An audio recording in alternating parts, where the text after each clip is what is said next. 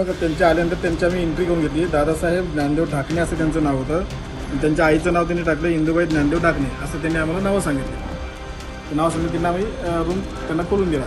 साधारणतः रात्री 2:30 ते 2:45च्या दरम्यान पोलिसांचा स्टाफ आला इथं। ते आमच्याकडे 9:30 ते 9:45च्या दरम्यान आले।